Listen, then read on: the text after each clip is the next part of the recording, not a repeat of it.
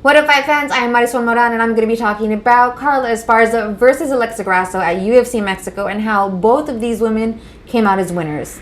So let's get into it.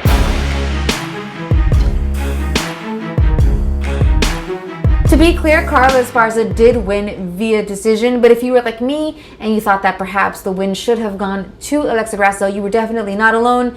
That same understanding, I had that as well, along with much of the crowd. If you watched the fight, then you would have witnessed that the crowd was not happy with Esparza's win.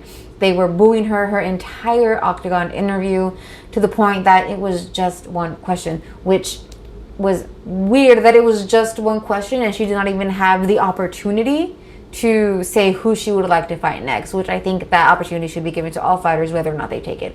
So that was odd, but I think that was just due to the fact of how disappointed or how upset the crowd was.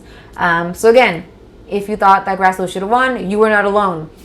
And I could see how that understanding could have come about. And not only did she have just an astounding performance and she was extremely dominant in the third round, but she also put up a great fight in those first two rounds. And there were a lot of flurries, there were a lot of just scrambles on the ground. Like, this was a phenomenal and just well-balanced MMA fight. Typically when we have an MMA fight, you're going to have like, okay, well, this person's a grappler, so they're going to take the person down, and then the striker is just going to get dominated. Or we have like, well, they're both strikers, so then this is just going to be a heavily just on the feet type of fight. And I feel like we've been seeing that type of dynamic a lot in fights lately, but this fight was great standing and on the ground, and both women had no qualms throwing punches and doing those scrambles on the ground to gain the better position. It was phenomenal to witness. So during those scrambles is when you saw both women just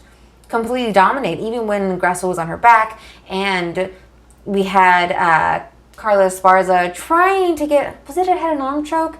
I believe it was a head and arm choke where she was kind of almost in side, she was in the side control, but then it would have been a dangerous situation where potentially Grasso could have taken her back, but that's not actually what happened. Carla Esparza, she does have a bit of a wrestling background. She was not unfamiliar with that situation whatsoever, and she was able to get out of it successfully and to protect herself, even though she didn't get the submission. But with that being said, that fight was phenomenal, no matter where they were, on their feet or on the ground, and both women put a lot of energy into that fight. But ultimately, I do see how it was that Carla Esparza did get the decision win. She did have more total strikes. The significant strikes were pretty even. I think Carla Esparza's were 44, whereas Grasso's were 45, so that was pretty even. However, Grasso did not go for any takedowns during that fight, whereas Esparza went for 11 and got 4 out of those 11 takedown attempts. And takedowns are extremely difficult to do, so the fact that she did succeed in getting 4 of them was phenomenal, and again is what made her much more dominant in that fashion to get the win. So ultimately it did make sense, but again, both fighters were absolutely phenomenal, and by the end of that fight, I just want to see more. I want to see Carla Esparza fight again. I can't wait to see who she fights next. And even with Grasso, even though she did lose, she looked absolutely phenomenal, especially in that third round. And that is what's going to leave the impression, obviously, as we witnessed with the fans booing Esparza, it's going to leave an impression, a very positive impression with the fans. So all of those fans in the Octagon who were upset that she didn't win, along with myself, are excited and looking forward to seeing her in the Octagon again, so that we can see her just even better after she goes to another fight camp, after she goes to even more training to hone those skills, because she was phenomenal. She rocked Carla Esparza to the point where if she just would have had that kill instinct, we've seen other fighters do that before, kind of like with Vitor Belfort. As soon as he thinks that he's rocked you or that you're hurt, he swarms you and it's over. Grasso didn't have that, because we saw that she noticed that Esparza was rocked, and Esparza was taking quite some time to recover as well, but Grasso didn't go in for the finish.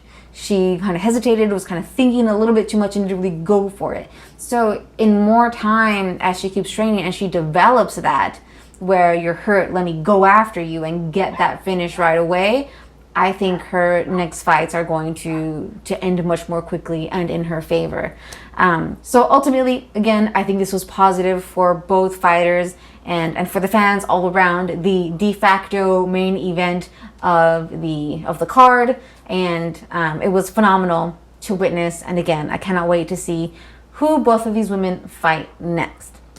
So with that being said, I don't really think that either one of them is going to be higher up in the rankings. I think Carla Esparza was 8 on the rankings and Grasso was 9. So I don't think this is a bump up for Carla Esparza. But then again, the rankings are a little bit fuzzy anyway. So we'll see how that goes along. But I think it would be great to see those women in the octagon again soon. And I think that potentially, you know, if Carla Esparza wants to push for it, maybe somebody in the top 5, I think that would be really interesting as well. But let me know what you guys thought in the comments down below about that fight. And if you also thought that Grasso should have gotten that decision win as well. Let me know in the comments down below. And as always, don't forget to like the video and to subscribe for more content. I'll be seeing you in the next one.